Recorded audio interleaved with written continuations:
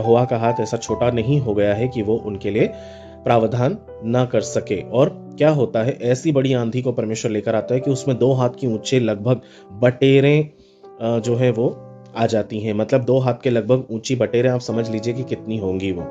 7 feet मेरे ख्याल से, अपन अगर जमीन से गिने तो 7 फीट या 6 फीट में भी इतने ऊंचे हाथ तक मतलब बटेरें आ गई। और जिसने भी बटोरी वो बटेरें, वो कम से कम 250 किलो, 10 होमेर को अगर हम किलोग्राम्स में अगर कन्वर्ट करेंगे तो वो 250 किलो कम से कम है। तो सोचो जिसको कितना पसंद होगा उसने कितना बटोरा होगा।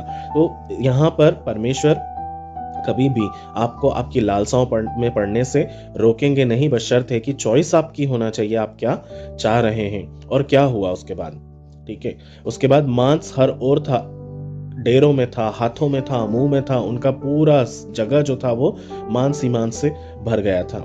और वे खा भी रहे थे, मांस उनके दांतों के बीच में ही था। तभी परमेश्वर का न्याय वहां पर प्रकट हो गया। उनका भोजन भी पूरा नहीं हुआ और उन्होंने ऐसी बड़ी मार से इजरायलियों को मारा कि वे सारे के सारे वहां पे मर गए। और उस जगह का नाम किब्रोत हतावाह रखा गया, क्योंकि वो लालसा करने वाले को वहां पर गाड़ा गया था। गिनती 11:34 में ये लिखा हुआ है। मेरे पियो, किब्रोत हतावाह का मतलब होता है लालसा की कब्रें। उनकी इच्छा ही उनकी कब्र बन गई। जो लालसा मन पर राज करती है वो अंत में मनुष्य को दफन कर देती है। हमको ये पिक्चर सुनकर, ये बातें सुनकर ऐसा लग रहा होगा कि उन्होंने क्या मांगा था, सिर्फ मांस ही तो मांगा था, और मांस मांगने में इतनी कौन सी बड़ी बात हो गई थी। मेरे प्रियो, यहाँ प्रॉब्लम मांस की नहीं थी, यहाँ प्रॉब्लम थी परमेश्वर पर विश्वास की। यहाँ प्रॉब्लम थी अपनी ही लालसाओं को पूरा करने की। वो ये नहीं समझ पा रहे थे कि वो दासत्व से निकाले गए थे।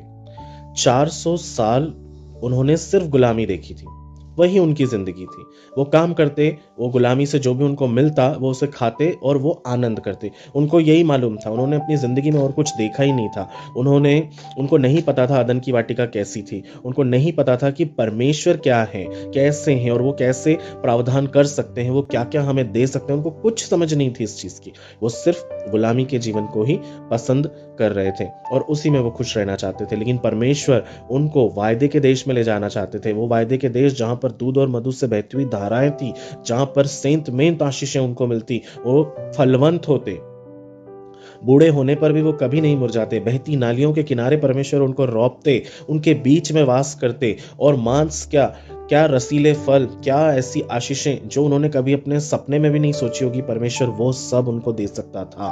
पर वो छोड़कर वो गुलामी को याद कर रहे थे, वो मिस्र को याद कर रहे थे, वो मिस्र जिसने 400 सालों तक उनका शोषण किया, उनका तिरस्कार